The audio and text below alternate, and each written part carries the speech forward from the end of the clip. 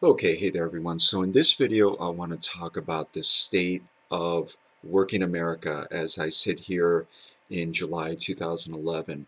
And the first thing that I want to bring to your attention is this interesting chart that came out on the in the New York Times via the Bureau of Labor Statistics, and it's the number of unemployed workers per job opening. And as we stand right now, there are nearly 5 unemployed workers for every job opening.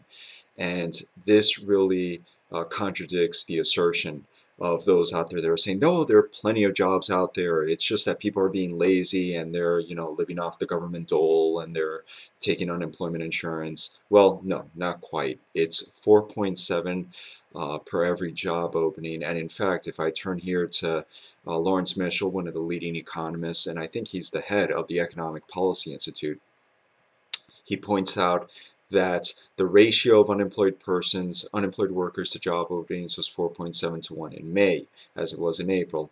The job seekers ratio, has been above 4.3 to 1 for 29 consecutive months. And if you go back to this chart, as you can see, prior to here, which is right here where I'm pointing with my cursor, that's December 2007 when the recession officially started. Um, Prior to that, this ratio never got above 2.8 to 1.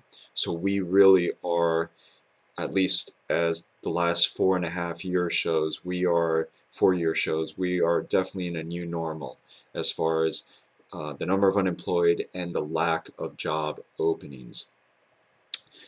Continuing, this situation of the unemployed, we really need to go on. It's really bad because we really have to go beyond the headline unemployment rate. And this is actually now an elite institutional acknowledgement of this. This is a speech by Sarah Raskin, who's one of the governors at the Federal Reserve. As I highlighted here, she says, quote, "Unfortunately, the headline unemployment numbers don't fully capture the true scope of the unemployment problem. There are an additional 8.5 million workers who are part-time, of necessity, and underemployed because their hours have been cut back or they are unable to find a full-time job. There are also 1.4 million workers who are marginally attached to the labor force because, while wanting a job, they have not searched for one in the past 4 weeks. And then there are 822,000 discouraged workers who have just plain given up searching for employment because they do not believe any jobs are available for them." And all these different types of market unemployed people, market participants, labor market participants, um, are broadly identified in something known as the U6 unemployment rate, and that went up to 16.2%. Remember, the headline unemployment rate 9.2, but the U6 unemployment rate captures, I think, what's really going on, and that's at 16.2%. Now, to really show you what's going on here and what's really so bad here is take a look at the last, this is since World War II, since 1945, all 12 recessions mapped out in terms of job loss and subsequent job recovery. If you see, the vast majority of them have had a V shape to them. A lot of jobs were lost, and but then there was a quick turnaround, right? Um, and and this red line here represents what we're going through right now, and as you can see, it's radically different and radically worse, and the job growth is taking on this U shape instead of the usual V shape. Now, Tim Dye, right here, of Tim Dye, who's a blogger and an economist who follows these things very closely, he points out, and I'll highlight it here, if we're going to be optimistic and say that the economy grows at 200,000 jobs a month, we'll regain the peak in about another 35 months, which would mean that it'll be 57 months since December 2007 that we will get out of this and get out of this hole and finally um, complete the U shape, right?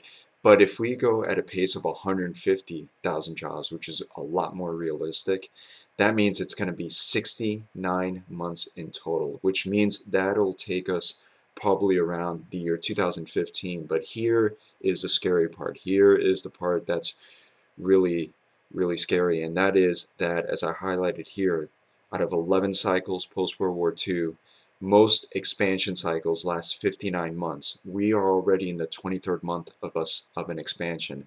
If it takes 67 months, as Tim Dye says, if we grow at 150K jobs a month, it'll take us 69 months to get out of this rut. By the time we get out of it, we will already be in our next cycle, our next recession, because recessions happen about once every 5 or 6 years. So by the time we get out of this jobless rut, we'll be in another recession. That's why things are so ominous. Another thing that I want to point out is the latest jobs figure. One of the positive things is transport employment has actually gone up for the past 5 months. So it doesn't look like we're heading into a double dip recession. A lot of people talking about a potential double dip recession. Transport employment is one of the leading indicators. Remember, when we're looking at the unemployment rate, a lot of it is what's considered a rear view or backward looking statistic. It's telling us where we were, kind of like GDP. It's not really telling us where we're going. On the other hand, transport employment does tell us if given what's happened in the past, it does tell us if we're going into a recession, and as you can tell, it's going up, so we're probably not heading into a double dip recession. Bad news though, temporary employment is down 3 months, which usually, although not telling us that we're going to be going into a recession, tells us that the business cycle is definitely not going to be as positive as we need it to be in order to deal with this horrible U-shaped, slow employment job growth statistic. So long story short, don't blame the unemployment insurance for the unemployment. There is just a huge problem as far as job creation and the business community, and the headline employment figure is way underestimating the true state of the unemployed, as even this Federal Reserve Governor, Sarah Raskin, pointed out.